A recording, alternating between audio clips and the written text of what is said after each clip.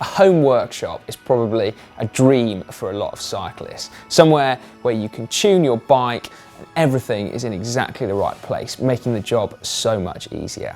So, if you're in that position where you can actually put one together, then here are our top workshop tips. Number one, a tool board. Now, you don't have to have a vast array of tools to have a home workshop, but it does really help to display what tools you do have. It's a massive time-saving measure because you spend less time rummaging around for hard-to-find tools in the toolbox. And it also means as well that things like Allen keys, Torx keys, screwdrivers, stuff that is seemingly hell-bent on getting lost in your toolbox, or at least it is in mine, is instantly visible and available to see. And you're more likely as well to put things back where they should be and less likely to leave them lying around on the workbench. Which kind of brings me on to point number two, which is keep things clean. With modern bike parts being increasingly precision-based, it's absolutely essential that you don't have loads of grit and grime and dirt lying around your workshop, because if you're going to dealing with bearings, then it needs to be completely and utterly clean. And it also means as well that you're less likely to lose any fiddly bits that you drop on the floor, whether it's cable end caps or spoke nipples, anything like that, because if the floor is clean as well, then it's going to be easier to find things.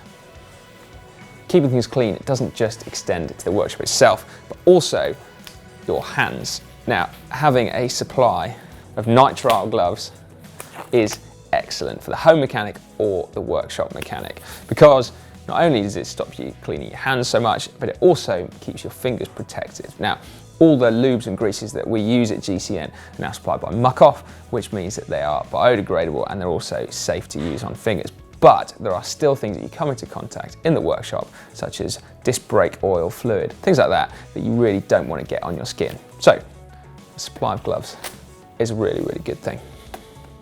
Now, if there is one major investment that I would urge you to make for your home workshop, it is the WORKSTAND. It's unbelievable how much easier it makes having your bike off the ground, stable and hand height. So everything from indexing your gears, changing your cables, changing your brake pads, all these routine jobs are so much more straightforward with a WORKSTAND.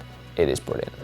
Just remember as well, pro tip, you should always clamp your bike by the seat post and never on a delicate frame tube, like your top tube, where it will just mince straight through the carbon.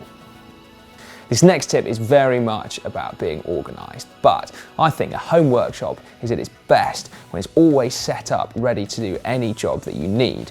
And so that means that if you're running out of something or you're wearing something out, then you order the replacement in before you absolutely need it. So I'm talking about everything from electrical tape, or in fact parts for your bike like chains or brake pads. If you know that you're going to need to replace it soon, then you order the parts in before you absolutely have to do that job. And that way, when you do decide to do it, you can walk into your own personal well-stocked workshop and simply get on with the job at hand. That is very satisfying. Now, although this might seem like it goes against the ethos of having your home workshop, I think there are times when it is best to just admit defeat. Now, as I said earlier, bikes are becoming more and more specialised in terms of the tools that they require and the jobs that need doing. So I'm thinking press fit bottom brackets here mainly. And in those instances, it's probably a good idea to take your bike to your local shop rather than investing in these expensive tools. And let's face it, bike shops are cool. And if we don't use them, they might end up going. So you might as well use them when you need them. Now, finally, will say that no workshop is complete without a cup of tea. Is mine nearly ready yet? Okay, right, thanks. Now, whilst I just wait for my brew to arrive, I would just say, if you want to see a video about the top 10 tools that you should own, then you can get through to that video just up there. Or for all our maintenance videos in one handy playlist that is now enormous, you can get through to that just down there. Finally, before you leave, do make sure you subscribe to GCN. We have a maintenance video every Monday, and so if you subscribe to GCN, you'll be in exactly the right place every time they come out. So to do that, just click on me or our workshop here.